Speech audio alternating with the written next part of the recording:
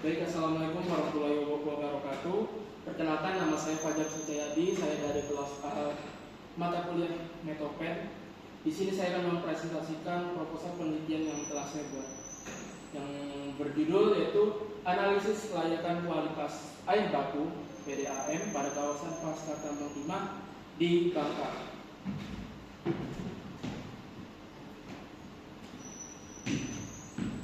Latar belakangnya, di sini Indonesia ini kan merupakan salah satu produsen timah terbesar di dunia. Indonesia ini daerah penghasil timah itu di Pulau Bangka Belitung. Untuk pertama timah tersebut dinaungi oleh PT Timah Persero Tbk yang merupakan badan usaha milik negara. PT Timah tersebut didirikan pada 2 Agustus 1976, yang dimana tercatat di Bursa Efek Indonesia sejak tahun 1995. Untuk mengapa di sini PT Timah dicantumkan, karena untuk sumber air baku yang digunakan untuk PDAM di Bangka tersebut itu menggunakan lahan bekas tambang timah, yang dimana untuk tambang timah ini sendiri kan setelah melewati proses pembukaan lahan, terus pencucian timah, kemudian pemisahan mineral dan lain sebagainya, itu pasti akan menghasilkan ada logam berat, TPB, kemudian ada kandungan Fe, kemudian ada kandungan arsenik, yang dimana kandungan-kandungan tersebut sebenarnya kan cukup berbahaya bagi tubuh manusia apabila air yang digunakan itu dikonsumsi. Nah, kemudian di penelitian saya ini saya akan melakukan analisis, kemudian membandingkan dengan PP nomor 22 tahun 2021, khususnya untuk kualitas air minum.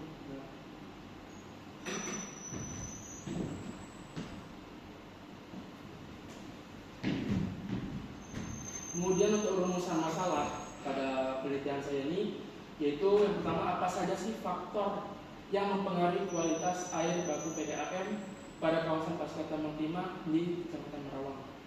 Kemudian di bagian 2, yaitu bagaimana tingkat kelayakan air baku PDAM tersebut sebagai sumber air minum yang berdasarkan hasil analisis kualitas airnya, yang dimana di sini itu setelah dibandingkan dengan PP nomor 22 tahun 2001 tentang pengelolaan lingkungan hidup.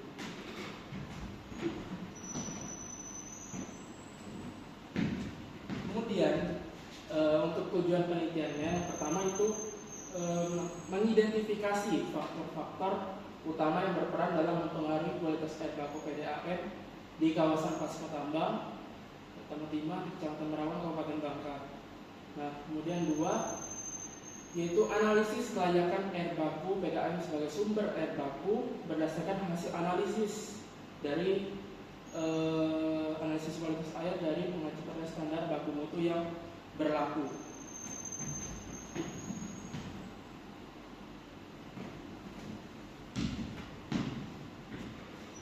Nah, kemudian untuk manfaat penelitiannya, itu manfaat untuk bagi PDAM, yaitu dapat menjadikan bahan pertimbangan dalam memahami kondisi kualitas air baku di kawasan pasca tambang timah, sekaligus dapat membantu dalam menentukan langkah pengelolaan yang lebih tepat dan efisien. Kemudian yang kedua, itu dapat digunakan sebagai dasar dalam perumusan kebijakan pengelolaan sumber daya air, khususnya pada wilayah yang terdampak aktivitas tambang tersebut, agar pemanfaatannya tetap aman dan berkelanjutan.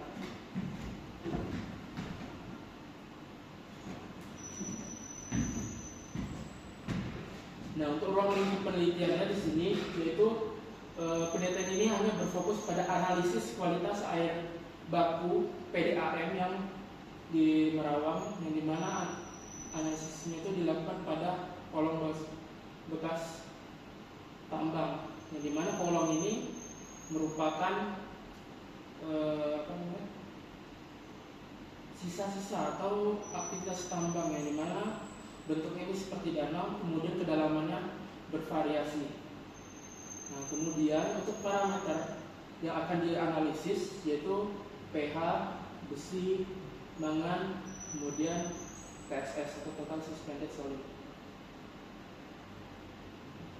dan kekeruhan. Nah, kemudian nanti parameter tersebut akan disesuaikan dengan baku mutu air kelas 1 sesuai PP nomor 22 tahun 2021, yang dimana pada penelitian ini dibatasi pada aspek kualitas air dan tidak mencakup kuantitasnya, sistem distribusinya, dan kapasitas pelayanan PDAM maupun perencanaan instalasi pengelolaan air.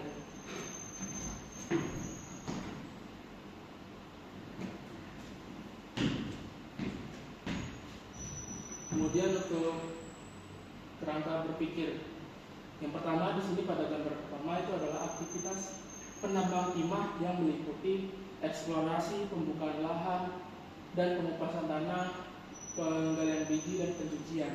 Nah, kegiatan tersebut bisa dilihat itu dapat merusak jaringan-jaringan unsur hara pada tanah dan dapat merusak vegetasi dan menghilangkan tumbuhan-tumbuhan yang ada di sekitarnya, sehingga tanah-tanah ini kesuburannya menjadi berkurang karena aktivitas tersebut. Kemudian dari hasil penyedotan timah, yang dimana untuk mengambil timah itu kan nanti akan dilakukan penyemprotan dengan air yang dengan kecepatan tinggi. Kemudian air yang dialirkan itu akan diserap dan akan dilakukan penyaringan mana bagian timah. Kemudian sisa airnya itu akan menjadi sedimentasi, yang dimana dihasilkan dari proses pengendapan padat di dasar badan air. Kemudian sisa-sisa pasir timah yang setelah dilakukan penyaringan itu akan menjadi tiling, yang dimana tiling ini merupakan sisa-sisa padatan yang dihasilkan dari aktivitas pertambangan timah. Nah, kemudian untuk bagian ini merupakan terbentuknya perubahan lahan dan topografi, yang dimana di sini terjadinya kerusakan yang cukup parah pada kawasan tambang timah sehingga dapat merusak lingkungan. Nah, ini merupakan kolom tadi yang merupakan sisaan dari aktivitas pertambangan timah, yang dimana kolom ini kan dapat dimanfaatkan sebagai air baku PDAM karena dia memiliki kapasitas tampung yang besar dan tersedia di sepanjang tahun. Kemudian nanti akan dilakukan analisis kualitas air yang dilakukan terhadap parameter pH, TSS, kekeruhan, besi, dan mangan. Kemudian setelah dilakukan analisis kualitas air, barulah nanti dianalisis berdasarkan PP nomor 22 tahun 2021 tentang penyelenggaraan perlindungan dan pengelolaan lingkungan hidup untuk menentukan kelayakan air baku PDAM. Nah, nanti samplingnya itu akan dilakukan pada air kolong, sebagai air kolong, yang dimana kolong ini sebagai sumber air baku PDAM tersebut. Nah, selanjutnya di sini bagian berdua tinjauan pusaka, yang dimana untuk teori tambang timah. Nah, tambang timah ini merupakan suatu kegiatan pertambangan yang dilakukan untuk memperoleh mineral timah di dalam bumi melalui tahapan penyelidikan, penggalian tanah, pengambilan tanah, kemudian pengolahan hingga pemurnian biji timah yang dapat dimanfaatkan sebagai sektor industri. Nah, untuk mineral timahnya ini berasal dari mineral kasiterit atau SnO2 yang ditemukan dalam bentuk endapan primer maupun endapan aluvial.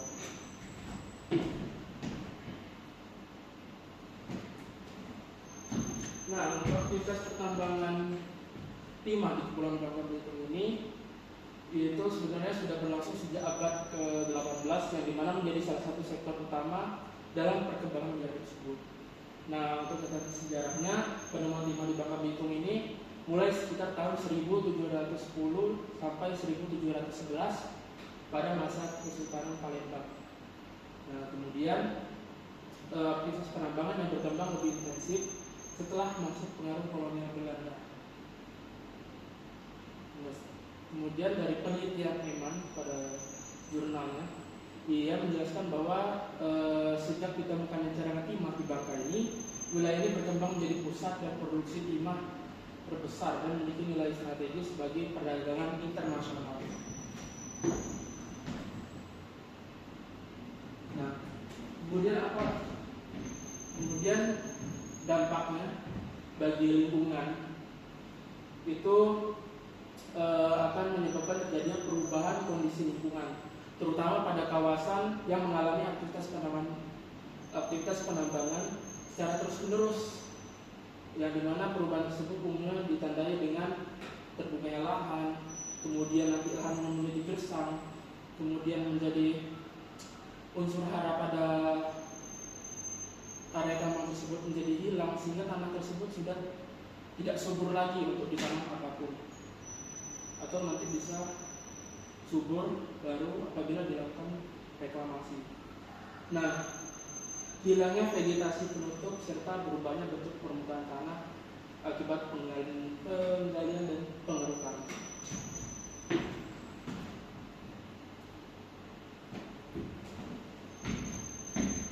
Nah, kemudian di sini dampak tambang timahnya terhadap sumber daya air. Nah, untuk tambang timah ini terhadap sumber daya air, yang dimana timah ini di beberapa lokasi itu lokasinya terdapat di beberapa titik sungai atau tidak berjauhan dengan titik sungai, yang dimana nanti air semburan sisa-sisa sedotan atau pengumpulan timah itu akan disemburkan langsung ke air sungai, sehingga menyebabkan air sungai itu menjadi keruh dan membuat ikan-ikan daerah tersebut menjadi pergi, sehingga kurang kuat karena terdapat kandungan asam. Nah, kekurangan tersebut diakibatkan karena kandungan padatan tersuspensi, yang sehingga hasil aktivitas tambang tersebut yang masuk ke sungai maupun kolong bekas tambang. Nah, untuk bagian kolong ini, karena dia bekas tambang itu tingkat pH-nya keasamannya tinggi ya, karena memang bekas tambang ini memiliki keasaman yang tinggi, sehingga apabila kolong baru tersebut langsung menjadikan air baku itu kurang cocok apabila sebelum dilakukan pengolahan terlebih dahulu.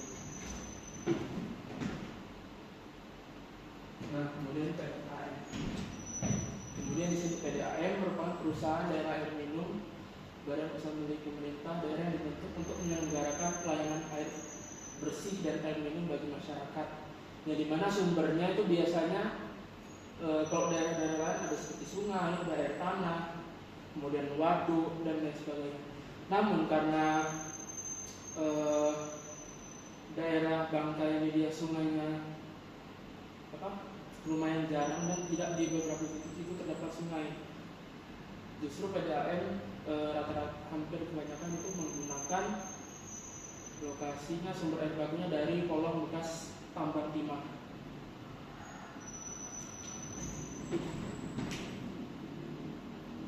Nah, di sini merupakan kerangka penelitian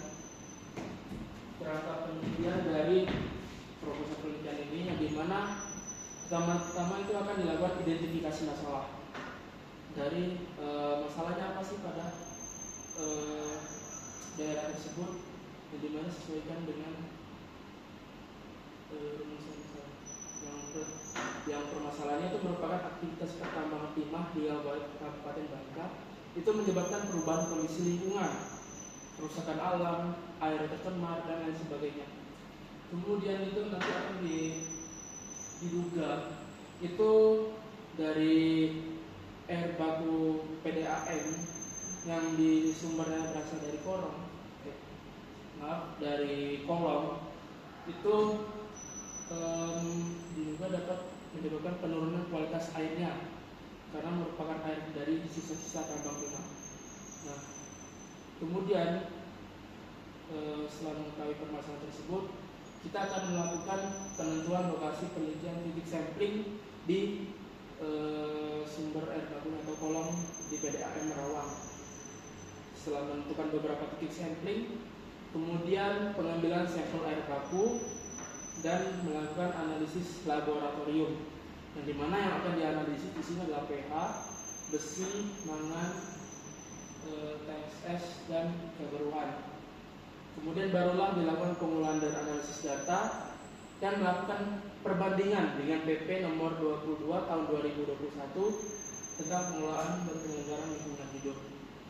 Kemudian setelah melakukan perbandingan dengan PP nomor 22 tahun 2021 tentang pengelolaan lingkungan hidup, barulah kita akan menilai kesesuaian hasilnya, analisis dengan baku mutu yang berlaku.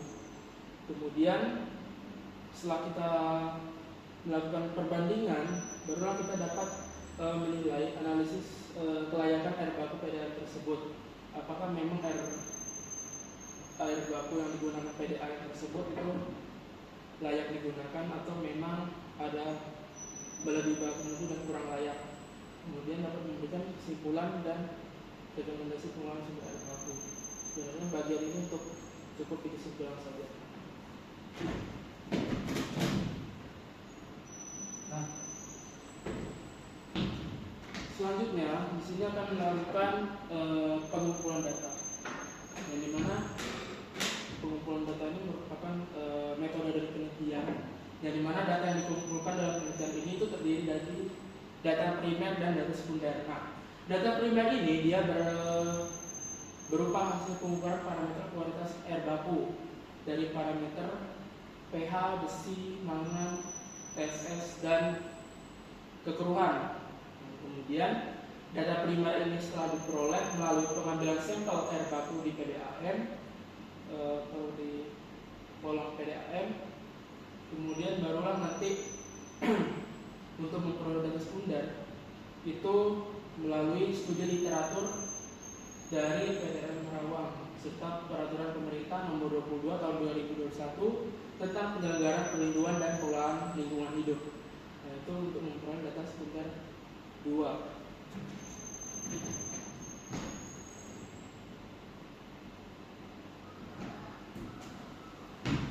Nah, untuk data sekunder dan primer ini tadi sebelumnya setelah mendapatkan data primer dan sekunder itu baru nanti dia analisis perbandingan di mana sesuai di baku mutunya itu harusnya berapa, Fe-nya harusnya berapa, pH-nya harus rentang berapa, dan lain sebagainya. Nah, kemudian untuk waktu di lokasinya yaitu penelitiannya untuk rencananya dilaksanakan pada bulan Februari hingga Maret 2027, yang dimana untuk lokasi penelitian ini meliputi PDAM Karawang, Kabupaten Bangka sebagai lokasi pengambilan sampel air baku serta laboratorium kualitas air, program studi teknik lingkungan, Fakultas Teknik Sipil dan Perencanaan Universitas Islam Indonesia. Jadi untuk lokasinya ada dua, untuk lokasi sampling dan lokasi analisisnya. Untuk tahun itu, maaf salah tahunnya harusnya tahun 2012.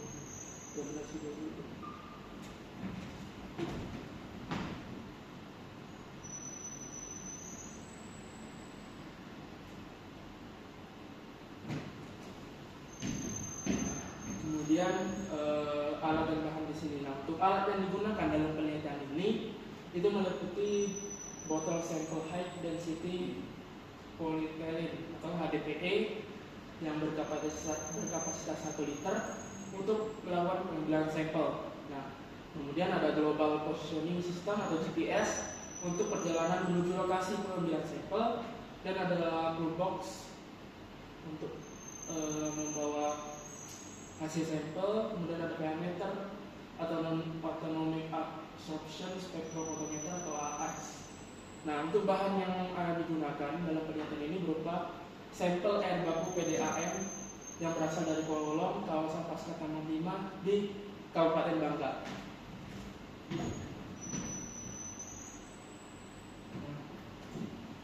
Setelah itu